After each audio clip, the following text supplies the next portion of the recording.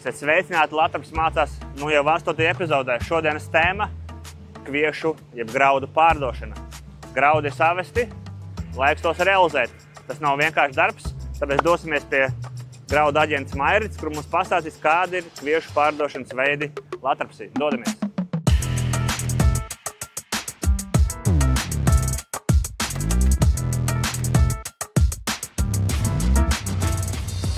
Sveika, Mairita! Ir ražas kūšanas pīķa stunda.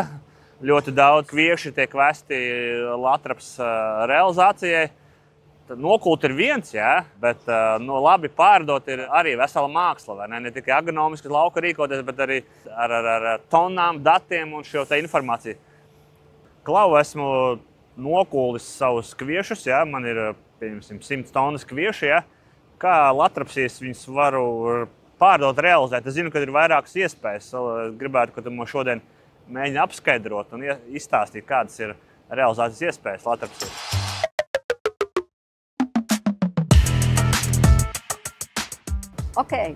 Iespējas ir vairākas. No sākuma laikam paskaidrošu, kā veidojas vispār cena, ko mēs parasti saucam gala cena. Gala cena veidojās no divām daļām. No Matifa. Mēs strādājam ar Reinonex biržu. Un otrs ir formula. Formula veidojas no produkcijas veida, piegādes vietas un perioda. Es gribu atgādināt skatītājiem, ka par Matifu mums Ginta Briede, graudu nodaļas pārdošanas speciāliste, vienā no epizodēm ir ļoti labi izstāstījis, kas ir Matif, tā kā lūdzu atkārtosim. Bet kāds ir populārākais pārdošanas veids, kā zemnieks parasti realizē kviešus pie jums? Vajag naudu uzreiz, varu pagaidīt un realizēt, vai kas ir tas populārākais šai uzņēmumā?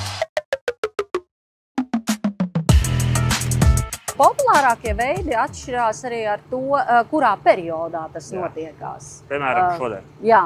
Vienam ir tur glabāšanas iespējas, otram nav glabāšanas iespējas, vienam vajag naudu ātrāk, otram netik ātri. Populārākais es laikam teiktu, ka tā ir atliktā gala cena. Izstāst, kas ir atliktā gala cena. Tas nozīmē, ka fiksācijas notiek divos soļos. Matifs. To es fiksēju kad? To tad jūs redzat, kad ir labs matifs. Kad man patīk matifs, es viņu piefiksēju. Un otrs ir formula. Tās arī mainās. Jā, bet parasti mēs iesakām tā atliktā gala cena. Tas nozīmē tā, cilvēks var, vai tu vari vest produkciju. Skaties, šis matifs man patīk, fiksējam. Tālāk ir aizdoma, ka varētu mainīties formulu un tev apmierina šī formula. To arī viņu piefiksē. Tad ved produkciju tik ilgi, cik ir noslēgts apjoma līgums.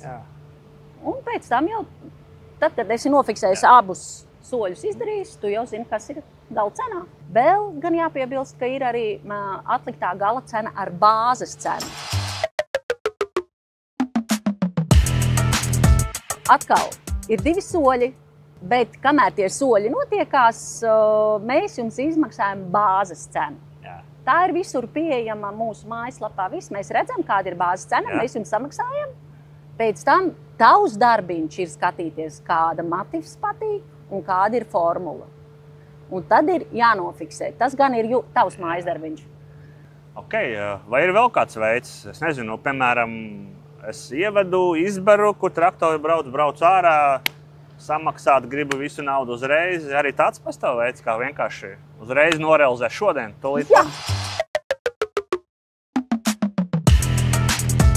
Ir tāds, ir gala cena. Tas nozīmē, gala cena, tā arī saucās, vai dienas cena. Tas nozīmē, ka jūs ievedat un zvans mūsu darbiniekam, gribu izrakstīt. Un tad mēs skatāmies tajā dienā, kāda ir formula, kāds ir matifs, un tiek izrakstīta pavadzīme uzreiz. Bet es esmu tāds slinkāks lauksaimnieks, kurš tur vēro tos matifs, bet nesaprot, viņa kāpa vai nekāpa un tā tālāk, bet ir varbūt tāds vienkāršāks veids, kā es varu, piemēram, uzticēt, varbūt tev, tu vari manus graudus pārdot kā Latvijas.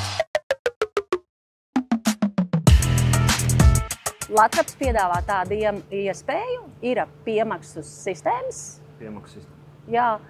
Kur jūs uzticat mums Es tev uzticu savus graudus. Jā. Un līdz augusta beigām nofiksējam apjoma līgumu, kādu jūs vēl. Produkts savadat līdz septembra beigām. Jā. Un jūs uzticat latrapsim, nofiksēt matifu un formulu. Jā, tu izdari to, ko tikko stāstīji, jūs izdarat manā vietā. Jā. Un līdz ar to sanāk, ka jūs jau zinat, kāda būs tā gala cena. Jā. Bet jūs jau vēlties kaut ko saņemt par to brīdī. Man vajag norēķināties un sēt arī nākošo labību. Jā. Tad mēs izmaksājam garantēto cenu. Jā, un to atlikušo tad jūs tālāk. Jā, un pavasarī jau, parasti tas notiek uz pavasara pusīti, mēs jau zinām, kāda ir izveidojusies pārmaksa, un tad mēs jums samaksājam piemaksu kā tādu. Ja gadījumā ir gadījies tā, ka mēs esam nofiksējuši cenu savāk nekā garantētā cena, jums nekas nav jāatmaksā. Tāpēc tā arī ir garantētā cena. Tad, principā, es redzu, ka ir 4 veidi mums sanās tikko šajā sarunā, ka mēs varam. Jā. Tie arī tā kā būtu, jā? Tie ir, tie galvenie, kas ir. Man jau liekas, ka es varētu 20 tonnas no 100 tonnām sadalīt to savu pārdošanu dažādos veidos. Tas varētu būt pieņemami? Tā ir brīva jūsu izvēle. Īstenībā ir tā, ka tur skatās, cik liela saimniecība, kā ir, ja viņam ir pierasts, vai viņam apgrozāmos līdzekļus, vai jau tagad uz sitienu. Vai viņš var šogad pagaidīt, ja viņam nav kur uzglabāšanas, viņš saved, tad domā, skatās. Ja. Tas ir grūti. Galvenais ir neaizmirst, kad arī matifam ir termiņi. Tos var skatīties.